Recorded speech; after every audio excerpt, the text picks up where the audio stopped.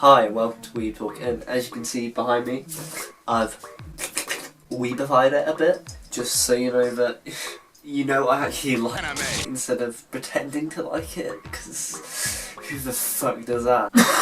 But yeah, it's almost Christmas, and as you can tell, I've got this fucking Darth Vader shit on, just to get into the Christmas spirit, and it's not like I'm crippling depressed or anything. So what are the best way to spend my holiday season than watching a Christmas animated movie? That's anime. Yeah, we're going to be talking about Tokyo Godfathers. Hence the title.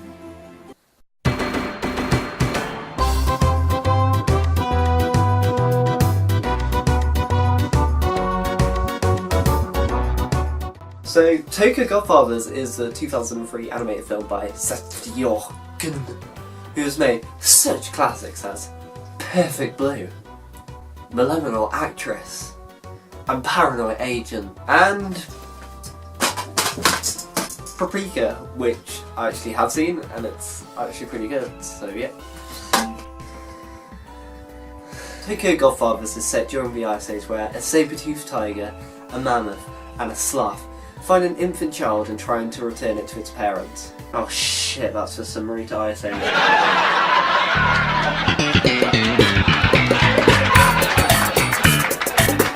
But, I mean, it is essentially the same plot, but if you change the animals to homeless people and the Ice Age to Christmas Eve, which is essentially the same. We both have snow, alright? But honestly, I really enjoyed this movie from beginning to end. There's never a dull moment. I mean, the plot's kind of simple, but it's essentially a catalyst for the characters, and the characters are the real meat of the story. I mean, you've got such like a unique set of characters. You've got a drunk, you've got a runaway child, and you've got a tranny.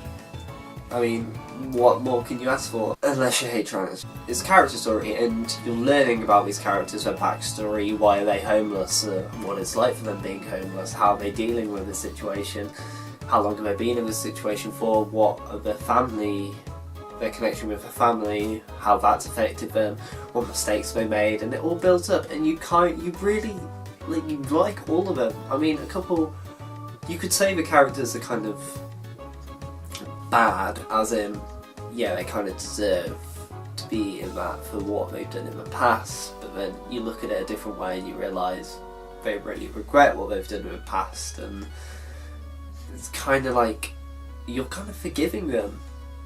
What am I kidding? You don't even forgive them, you've already forgiven them by the point you find this out in the story. You already like them enough, like, oh, it doesn't matter about that, I like you enough, like that kind of thing. Like that kind of thing. Like. You get told their like backstory through conversations, and sometimes it's fake. They tell a fake backstory to themselves, and it gives it a different perspective. But then you also get flashbacks as well, when they're not like forced on you. Well, I mean, I say forced, they are forced on you, but they're not forced in a bad way. They're kind of like a visual aid to what they're saying. So. And it's not like long either, it's not like a long 5-minute scene of, oh, this is what life was like before. It was, oh, this is what happened. Oh, that's the exact events that happened.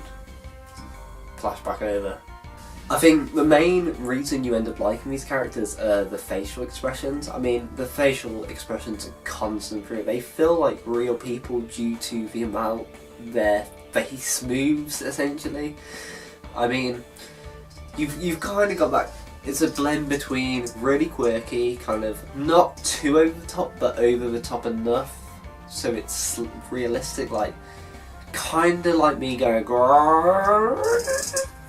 To be fair, I don't even know what the fuck that was. They also use very realistic facial expressions which really kind of get the emotions going, make you think about them more, and they are very, very realistic. Like when the character cries, they don't just like eyes widen and tears fall, they like make a horrible face, and it is horrible and ugly, but that's how people cry. They make horrible faces, and it's gross and it's great, and it really sets them up for being believable characters, even though the story isn't quite believable. And that's kind of a small issue with this film, but not depending on who you are.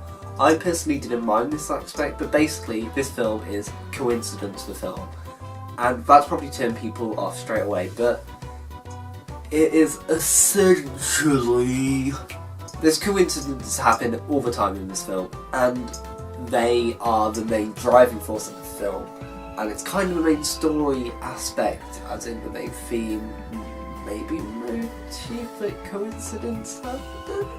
I think it's more to do with fate, and the idea of fate, of meeting people when you need to meet them. The best way to explain the coincidences in this film is, like, you're walking down the street, imagine this, and then you ring your friend, hello, and your friend's like right there behind you or something like that, and you didn't know, and he's like, oh, yeah, that's a really shit metaphor, isn't it?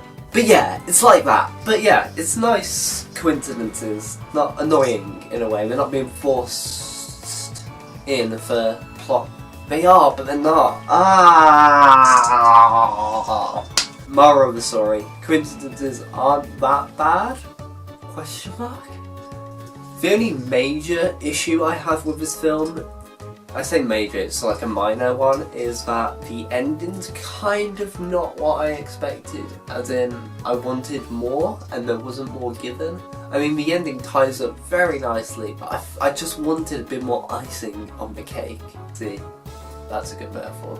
I just feel like the story isn't told, and I just want to see more of these characters and see if they end up happy, really, overall or not. Music, good. Here's the tone. Some really nice quirky stuff, some really good depressing stuff. Not depressing, emotional. Animation, nice. Beautiful background. As I said, facial animation is very, very good. And characters feel fluid and feel real. All the movements feel real. Also the cars feel really real. I just like thought of this in my head just. You know how shit anime cars look most of the time? They look real. They drive real. They are real. They are real cars. But yeah, overall this movie is pretty good.